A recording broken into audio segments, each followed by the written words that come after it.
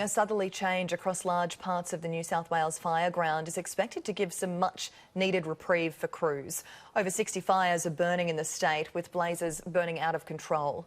Firefighters are hoping to take advantage of the cooler and calmer conditions today before the weather deteriorates early next week. Building assessment teams are being able to access more fire grounds across the state to monitor the damage. More than 250 homes have been destroyed, but that number is expected to rise. Samantha Chiari joins me live from the New South Wales Rural Fire Service headquarters now. And Sam, there are several watch and act advisories in place. 5, in fact, Louise, and one of them is for that fire that was burning dangerously close to homes and properties yesterday afternoon in Gospers Mountain. Now, that particular blaze has burnt over 100,000 hectares of land, and authorities here this morning confirmed at least one property or structure was lost in that blaze on Friday afternoon. Now, in the height of the fires yesterday afternoon, we had 5 emergency warnings issued for bushfires burning out of control. They've all been downgraded overnight. Right now we have 5 watch and acts in place. Over 60 fires are burning across the state. 29 of those are yet to be contained, and most of them are still burning in that northern corner of the state, where we still have 4 total fire bans in place and severe fire danger forecast for some locations for the rest of today.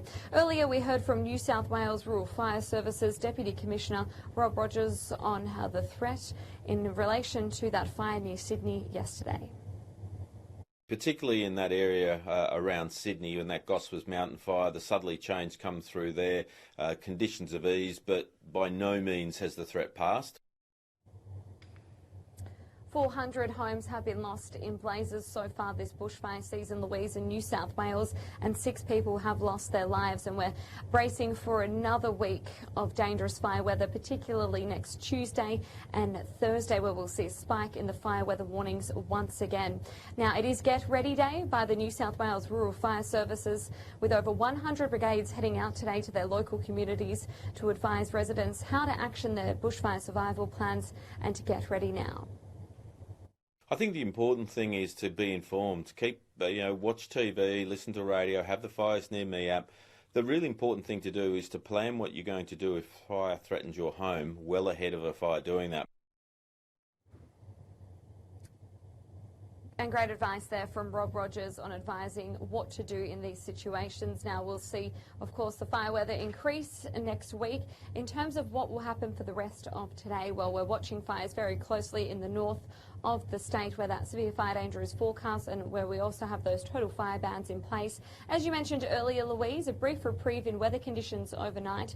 So some good news for firefighting efforts further south around the Sydney region, where we saw that southerly change hit in the afternoon and evening. Temperatures have dropped by as much as 10 to 15 degrees, so hopefully we don't see any flare-ups this afternoon. Yeah, let's hope that helps efforts. Samantha Chiari there live. Thank you very much for the update. Tanika DeGiorgio filed this report from Taree, where residents are beginning the long road to recovery. There are still a number of fire-affected residents here at the Taree Evacuation Centre. Many still don't know what they will return to when they're eventually allowed back into their communities. The recovery effort will be a long process, but the generosity of Australians has been noted. Truckloads full of donated items have been arriving at evacuation centres to support those in need. The RFS has confirmed 259 homes have been destroyed over the past week. 2,000 have been saved. Building impact assessment teams are slowly entering new areas. The count is set to rise. Thick smoke is blanketing parts of New South Wales, a grim reminder the threat is far from over. Residents are being advised to remain vigilant as more than 60 bushfires burn across the state. Today is Get Ready Day. A number of brigades are open to the public to provide information on bushfire risk and survival plans.